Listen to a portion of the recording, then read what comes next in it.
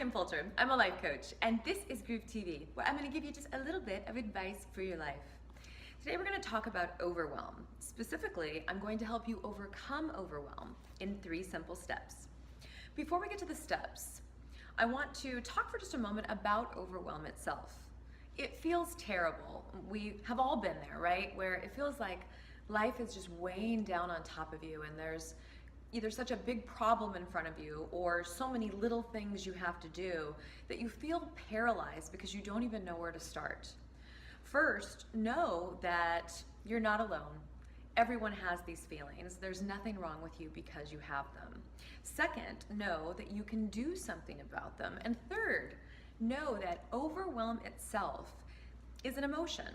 And all an emotion is a messenger. So when you're feeling overwhelmed, all it means is your life is going, hello, let's take a look, something needs to be adjusted. We don't need to make a big deal about it. It doesn't have to be heavy, but we do need to pay attention to it. And that's what we're gonna do right now. We're gonna do it with 3 steps. Ready? Step number 1. I want you to sort out your fucks. I know, I said the F word. I'm only being a little bit outrageous here, and I'm doing it on purpose because I want you to wake up. Because here's what I know to be true. Right now in this moment, you are giving your life force to things that are not worthy of you. You are giving your time and your energy and your attention and your worry to things that will not move your life forward. And I want to wake you up. So using the F word, it does that because it jars your brain out of its pattern.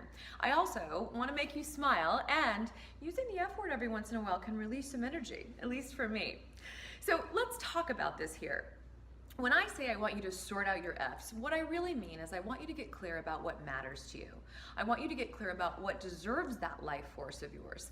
And I want you to get clear about what doesn't. And then I want you to get really good at sorting through information and people and requests as they come to you real time. I want you to be able to look at the coworker who's asking you to take on one more project and decide which bucket that goes in, and say yes or no based on what bucket you place it in, right? I want you to be able to use this real time. And so this is a sorting system. We have 3 buckets. We have a big F bucket, a little F bucket, and a no F bucket. Notice which one needs to be big. Your big F bucket, that's for major things, right? It's for your people and your work in the world and your health and your financial safety and security and your home.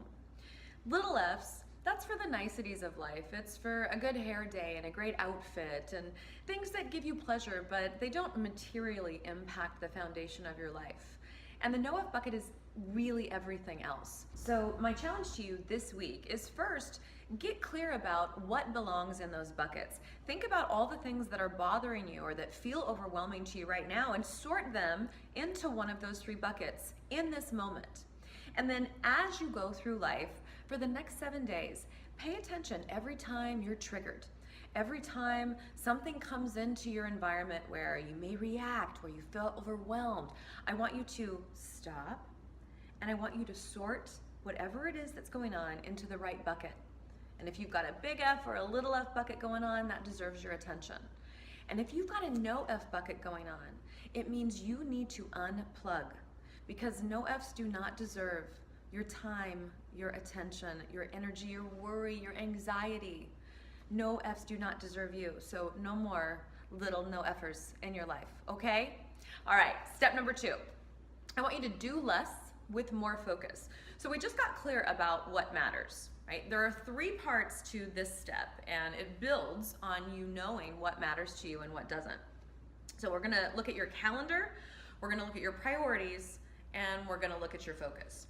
So with your calendar, what I want you to do is get it out, and I want you to look at the week ahead, and then I just want you to identify how many of your big F items made it into your calendar, how many of your little F items made it into your calendar, and where are no F items in your calendar because they do not belong there.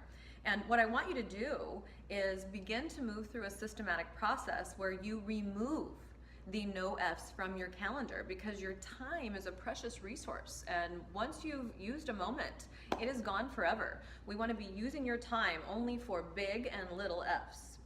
So speaking of using your time, in anyone's life, there are projects, big important things that need to be managed in order for life to move forward. The truth of the matter is that even Superwoman cannot handle the number of projects that you are likely juggling right now. I have a rule of thumb when I'm working with clients and also in my own life that I never have more than 3 major projects going at any given time. In a very high stakes, short period of time kind of circumstance, you could move that up to 5 projects at any given time. But beyond that, you really have a law of diminishing returns. So what I want you to do is make a list of all your projects, and they can all be passion projects. They can all be things that are really important and that all map to those big and little F's. And then I want you to just put them in order, and I want you to only work on 3 to 5 of them at any given time. Finish the project, and then you move on to another one from your list. When you start to do this, what happens is you begin to create these completions, and that gives you confidence, which also helps you to stop feeling so overwhelmed. Okay, the other 2 parts to this step have to do with, or the other part, excuse me, that has to do with this step is gonna sound a little counterintuitive, but it really works. I want you to start practicing single tasking. Now with single tasking, what that means is you're focusing all of your attention on one thing for a period of time. And when you're just starting to build up your single tasking muscle, short periods of time are great, 10 minutes, 15 minutes, 30 minutes. Now, I know that there are many who worship the multitasking ability, and I certainly used to be one of those women. But the truth of the matter, as brain science has come to reveal, is that your brain can actually only work on one thing at any given time. And so when you ask it to multitask, you are actually reducing your own effectiveness, right? And this is why single tasking has taken on such a hubbub now. If you Google single tasking, you'll get just article after article on the benefits of it.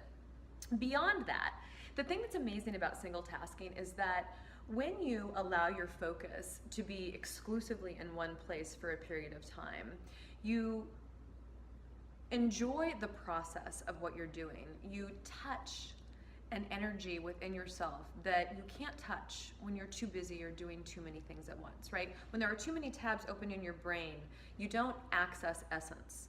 When you are single tasking, you do access essence. And so especially for those things that really require your creativity or your thought process, like writing or doing work of any kind, you want to be in that single tasking kind of an environment.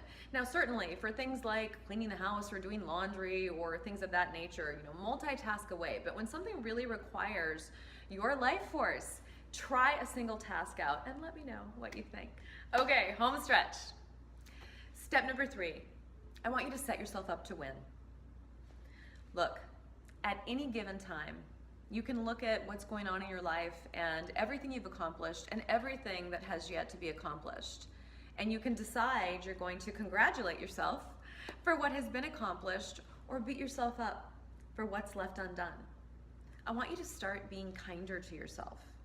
And specifically, I want you to create a rule for yourself where when you follow this rule, no matter what outcome you get for the day, no matter what gets done or what doesn't get done, when you live by this rule, you feel successful. For me, a successful day is a day where I did my best.